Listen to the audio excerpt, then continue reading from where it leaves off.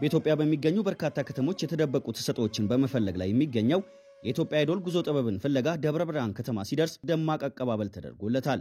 በአቀባበል ስነ ስርዓቱ ላይ የደብረ ብርሃን ከተማ ከንቲባ ጽፈት ቤት ኃላፊ አቶ ባይሉ ገብረ ሕይወት፣ የደብረ ብርሃን ከተማ አስተዳደር ባህልና ቱሪዝም ጽፈት ቤት ኃላፊ አቶ ተክለ ዮሐንስ ኃይለ ጊዮርጊስ እንዲሁም የደብረ ብርሃን ከተማ ነዋሪዎች ተገኝተዋል።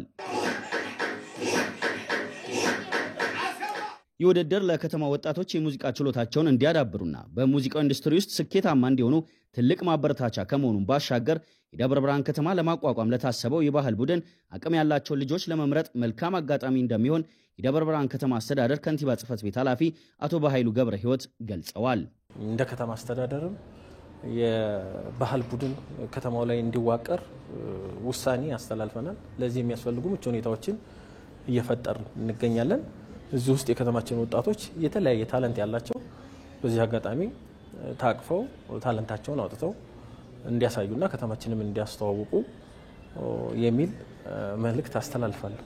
የኢትዮጵያን አይዶል በደብረ ብርሃን ከተማ በሚኖረው ቆይታ ለከተማው ወጣቶች የሙዚቃ ችሎታቸውን ለማሳየትና ለማሳደግ ትልቅ እድልን ይፈጥራል ያሉት የደብረ ብርሃን ከተማ አስተዳደር ባህልና ቱሪዝም ጽፈት ቤት ኃላፊ አቶ ተክለ ዮሐንስ ኃይለ ጊዮርጊስ በሰው ሰራሽና በተፈጥሮ መስህብ የላቀችውን ደብረ ብርሃን ከተማ በዚህ አጋጣሚ ማስተዋወቅ ተገቢ ነው ሲሉ ተናግረዋል።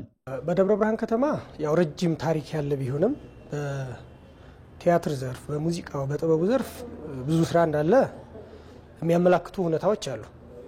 ከዚህ በተጨማሪ ግን የሙዚቃ የውዝዋዜ ሌሎች የጥበብ ሁኔታዎችን በክበባት ረገድ ሰፊ አቅም እንዳለ ዛሬ እዚህ መድረክ ላይ ብዙ ታዳጊ ወጣቶች አሳይተውናል። የኢትዮጵያ አይዶል ጉዞ ጥበብን ፍለጋ ደብረ ብርሃን በሚኖረው የውድድር ቆይታ በዳኝነት ድምጻዊ ሰማኝ በለው፣ ድምጻዊት ሳምራዊት አዘነና በተጋባዥ ዳኝነት በደብረ ብርሃን ከተማ የጥበብ እንቅስቃሴ ውስጥ ተጠቃሽ የሆነው አርቲስት ነጻነት ዘውዴ ይሳተፉበታል።